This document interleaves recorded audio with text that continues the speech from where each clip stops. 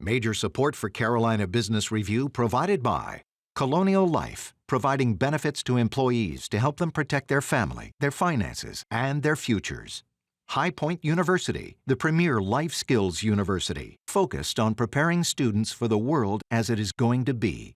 And Sunoco, a global manufacturer of consumer and industrial packaging products and provider of packaging services with more than 300 operations in 35 countries. Gratefully acknowledging support by Martin Marietta, a leading provider of natural resource-based building materials, providing the foundation upon which our communities improve and grow. Blue Cross Blue Shield of South Carolina, an independent licensee of the Blue Cross and Blue Shield Association. Visit us at southcarolinablues.com. The Duke Endowment, a private foundation enriching communities in the Carolinas through higher education, healthcare, rural churches, and children's services. On this edition of Carolina Business Review, Michael Haley of Wake County Economic Development, Antjuan Seawright from Blueprint Strategy, and special guest, Dr. Jeffrey DiLisi, President and CEO of Roper St. Francis HealthCare.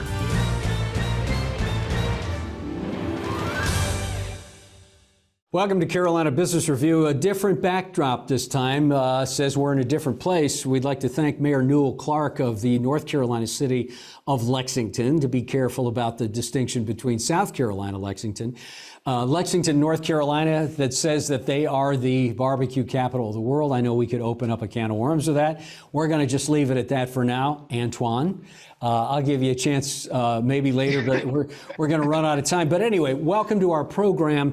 I am coming from a different location. Joining us, Antjuan Seawright, and of course, Michael Haley from Wake County. Antjuan Seawright, our good friend from South Carolina. Gentlemen, welcome to the program. And Michael, let me start with you. Interesting part of Wake County, which is obviously part of the Triangle in North Carolina.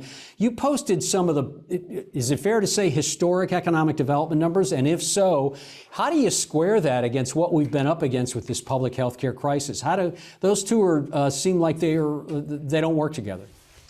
Well, first, Chris, thank you so much for having me. And you're right, it has been a historic year for economic development here in Wake County and across the Triangle.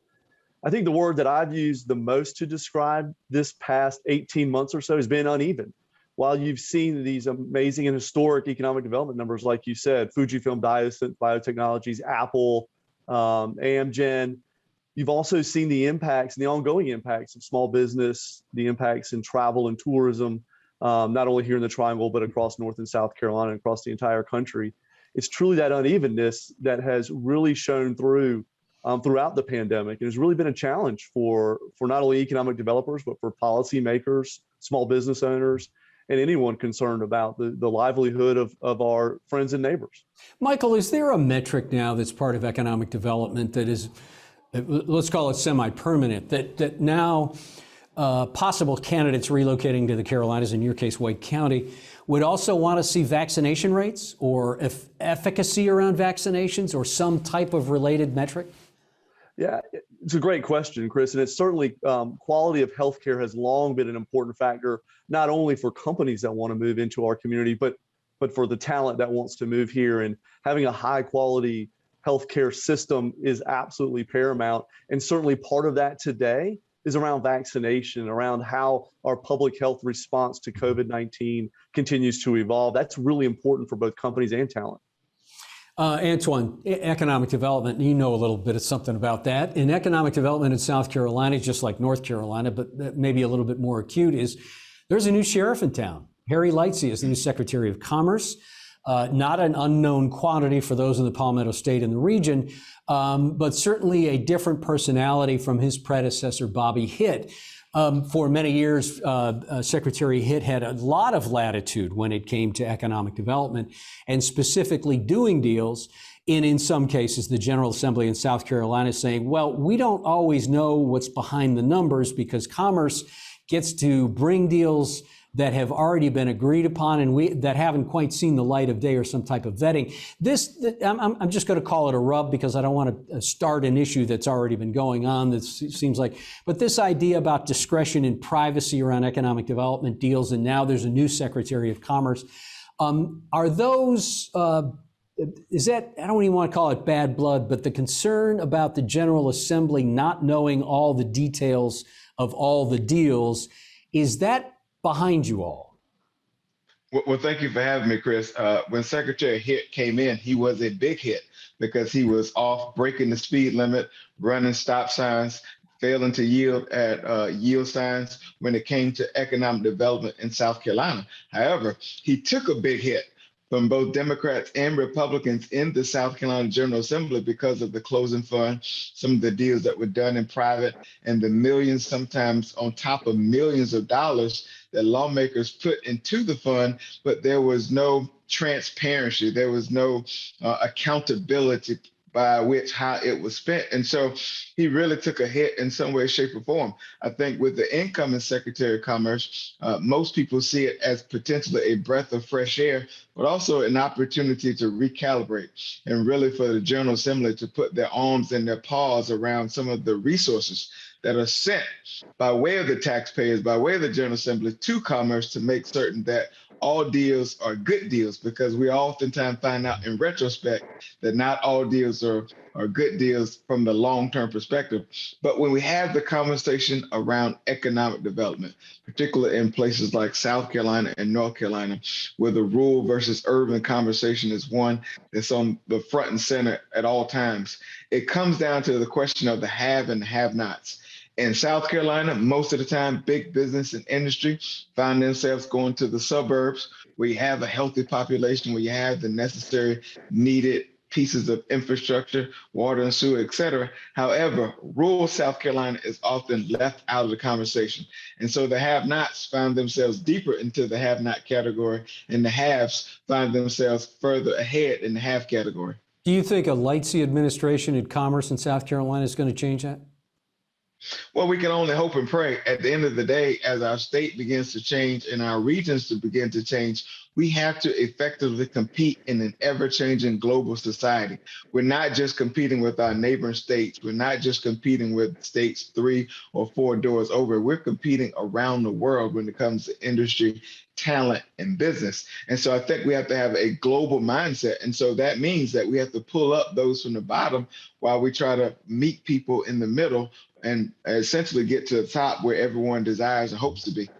Michael, Tar Heel State has a new leadership as well in commerce, Michelle Sanders. How is this going to be different? And what do you think Secretary Sanders will do that's different now that'll show up? Well, I'm really excited. We've got a long history here in North Carolina of great secretaries of commerce, Secretary Copeland and now Secretary Saunders.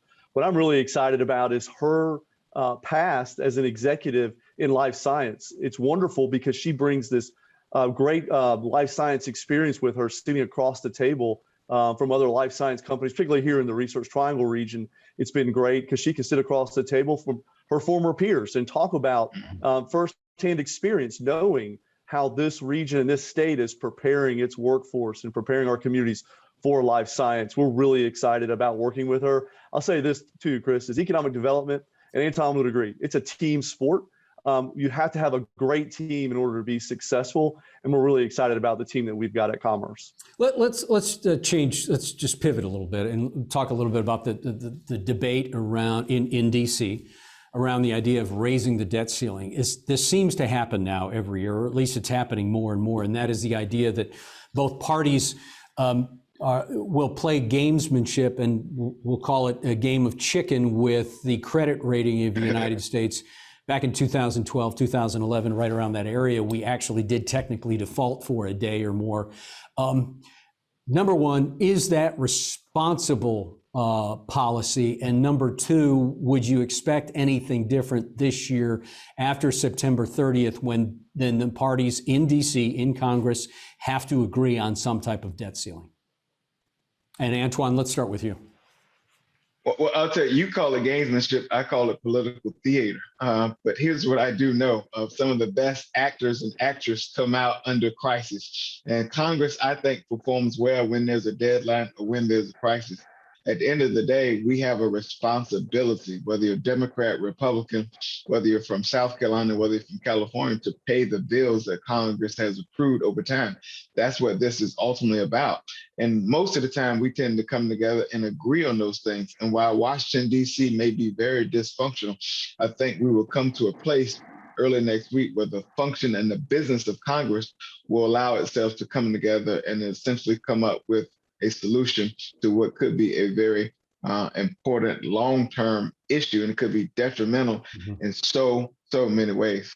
Michael, I don't want to dismiss this out of hand, but is this noise to you? And do you know that the parties are going to come to some type of agreement? But is it noise? Is it responsible? How do you couch this?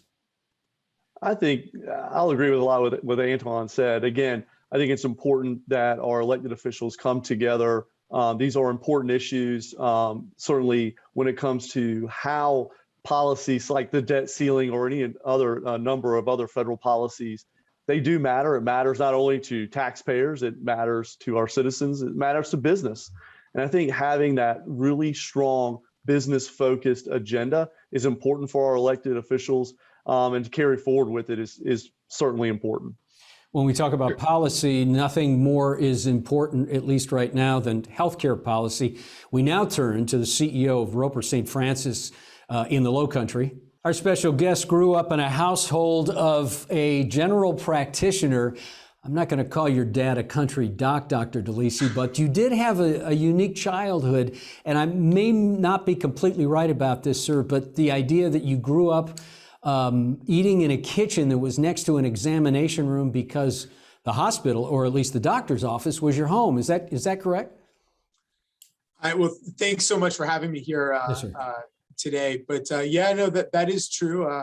My father, now retired, is a family doctor, and I grew up in a house office. So yeah, his office was connected to the house, and the kitchen was adjacent to the examining room, and maybe I took piano for many years. So maybe more importantly, the piano was very close too. So I could only practice when patients weren't in the examining room. In case you're just joining us, Dr. Jeffrey DiLisi is the President and Chief Executive Officer of Roper St. Francis out of the Lowcountry. Again, sir, thank you for joining us. Let's start with the idea that healthcare providers pre-COVID were one thing. And clearly there's something else now. So Dr. DiLisi, how do you manage what a business of healthcare is when you're, and forgive this reference, when you're going 100 miles an hour and your hair's on fire because of the public healthcare crisis, or public health crisis rather? Go ahead, please. Well, I'm so proud to be part of Roper St. Francis Healthcare and our organization. And our mission is healing all people with compassion, faith, and excellence. And I say that because I think the people that come to work for us in so many, this is a common theme amongst healthcare workers across the country. They go into healthcare because they want to help people.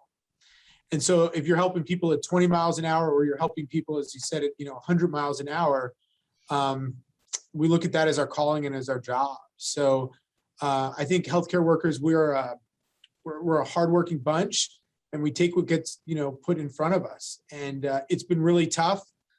It's been really tiring for the frontline staff, but we look at that as our mission to be there for patients when they need us. And it's just been tough because a lot of people have needed a lot of care over the last, now almost 2 years during this pandemic. Dr. DiLisi, how is morale? And then the second part of that question is how do you manage the emotional, the emotional burden that the crew has to carry now? Yeah, it's a great question. It's tough. It's not easy, and we're doing everything we can. I think our staff, and again, not just our staff, but across the country, I think healthcare workers are tired and they're fatigued. One of the things that has been different about COVID than maybe other illnesses that we see is it just requires a lot of intensive staff to patient care. So you kind of need more nurses to help take care of patients with COVID, more doctor attention, more tech attention. And so it takes a lot. And so that's really been challenging for our staff to kind of just day in and day out, continue to keep taking care of patients. And I think what's been especially hard for our staff during this last wave is that we had that little, call it a taste of getting back to normal, right? We took our masks off in this summer, and we were all kind of carrying on like things were before the pandemic. And then unfortunately, this last wave has escalated, and it's been worse than the first two. So it's been tough. And what do? We support our staff however we can. We did do some things to try to help support our staff. One of the biggest ones was just bringing in more temporary staff to help support the ones that were here. So they didn't, we were able to keep staff taking care of an appropriate number of patients so that staff could take vacations and weekends when they could. And so just trying to keeping up with those staffing ratios has been something that we've been trying to, work really hard on. And I think the staff feels supported when we do that. Mm-hmm. Antjuan? Well, Chris, let me first say thank you for what you're doing, and thank you to your staff and the millions of healthcare workers, frontline and essential workers all across this country.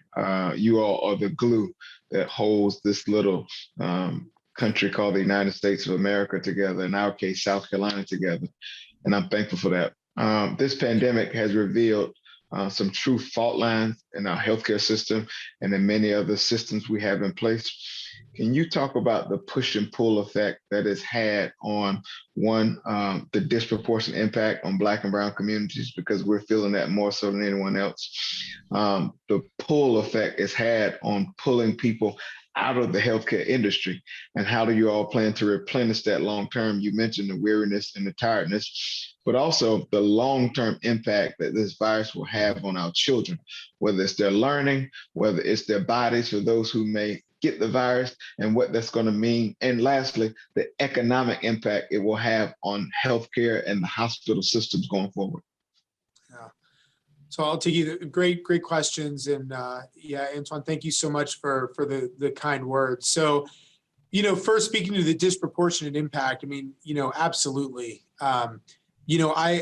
When this pandemic started, I was in Virginia, in Arlington, and when we looked at the population of patients that we had in our hospital at the height of that first surge back in April of 2020, we had over, I think it was 60 to 70% of our patients were Hispanic that were in the hospital. And we're seeing that sort of same, impact disproportionately on various socioeconomic classes, down here in South Carolina as well.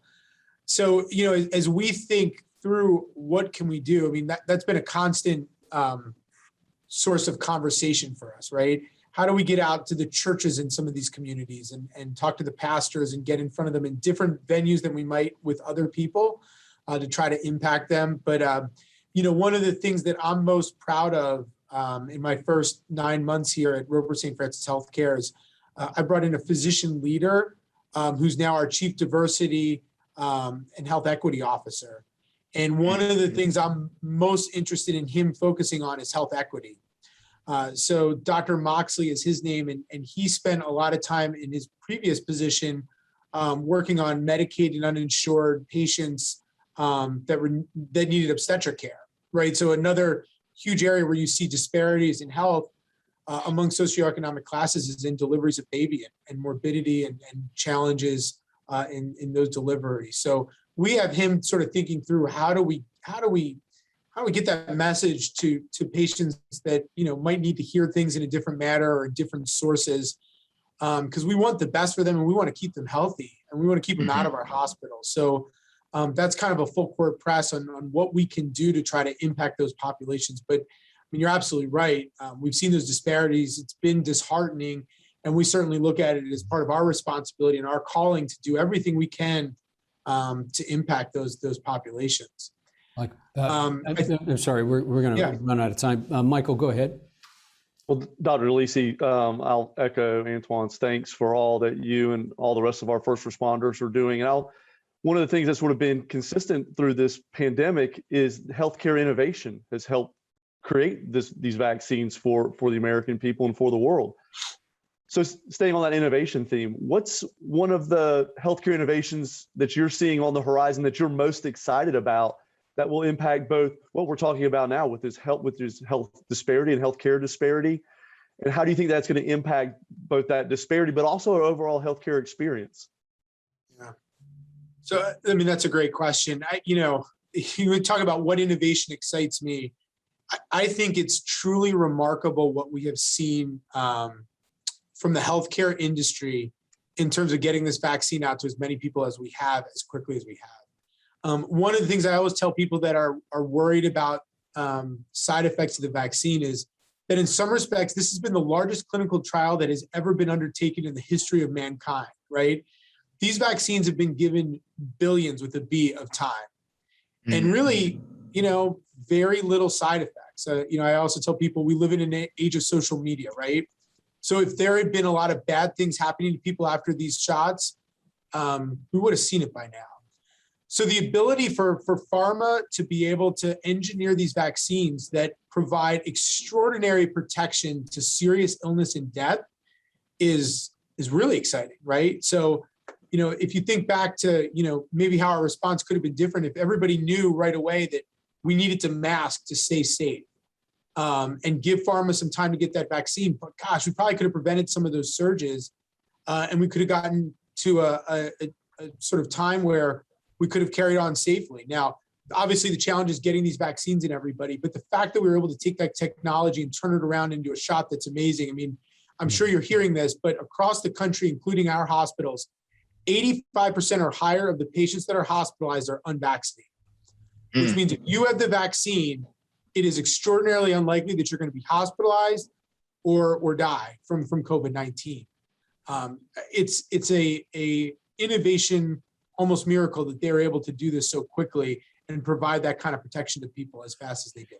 Dr. DiLisi, I shunted your answer a little bit to one of Antjuan's question, and I want to bring this back in the place of rural health. So not just demographics that have a disproportionate coverage of healthcare, and certainly during COVID, but do you see rural health, do you see the delivery of it, the access to it? Is it stabilizing? Will it get better? Is there something that we see around the corner for the delivery in rural health that is encouraging to you? How do you look at it? I think you touched on something that is another area of innovation that has come out of COVID that is certainly encouraging. So if you go back to February of 2020, in boardrooms of health systems across the country, everybody was sitting around a table saying, how do we do telemedicine? How do we make virtual care? How do we get patients to do that? Or, and everybody was talking about extraordinarily small numbers of televisits that occurred. And then overnight, every health system in the country was pretty much forced to adopt that as a method of delivering care, literally overnight. And now we all have that technology. We have the ability to do it. We've got physicians that are comfortable delivering that type of care. So, and why does that tie into rural health? Well, we're going to be better able to deliver specialty physicians and their expertise to those more rural areas through telemedicine in a way that we couldn't have done or wouldn't have felt comfortable of doing almost 2 years ago. So I think there should be a lot of optimism of being able to deliver that high level of specialty care out to our rural communities. And a lot of that is a result of, this pandemic put us in a position where we had no choice but to learn to innovate and get comfortable with it very, very quickly. We have less than 2 minutes left. Antjuan, you have a quick question? The economic impact of this virus on the healthcare system. The show talked about economic development. I would love to hear from you in the Sunday school version what that means. So, yeah, it's a couple of things. I'll say the thing that causes us the most concern from an economic standpoint are these temporary staffing that we need to bring in. So, whereas in normal times, nurses have you budget as a health system for kind of a certain hourly rate for nurses. We're having to pay 4 and 5 times that rate to get temporary staffing. And when you start multiplying that by the number of nurses you need and the number of hours in the day, it is a tremendous impact financially on the health system. So, we've been fortunate. The federal government has, allocated funds to healthcare organizations that have had to take care of these patients. But we're going to need and continue to need that support as long as this pandemic comes up, keeps going, because we're going to continue to need to pay for this temporary staffing, to help take care of our patients and meet our mission. Well, Dr. DiLisi, I was just going to say that's a stopgap. That's not sustainable, is it? Would you expect Congress to make some a special assumption for that in the budget?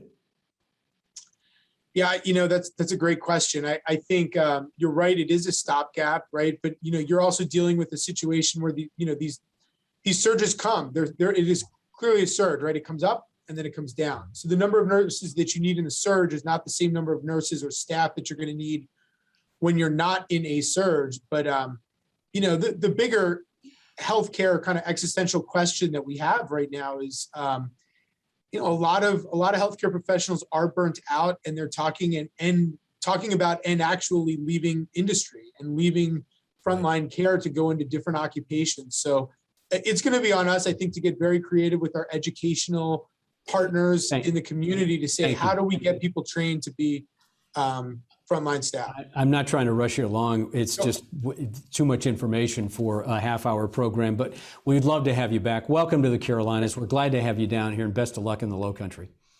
Thank you so much. Thanks for having me. Thank you. Antjuan, good to see you. Michael, good to see you. Our thanks to Lexington, North Carolina, and Mayor Newell Clark for accommodating us on a special program. Until next week, happy weekend. Good night. Major funding for Carolina Business Review provided by High Point University, Martin Marietta, Colonial Life, the Duke Endowment, Sunoco, Blue Cross Blue Shield of South Carolina, and by viewers like you. Thank you.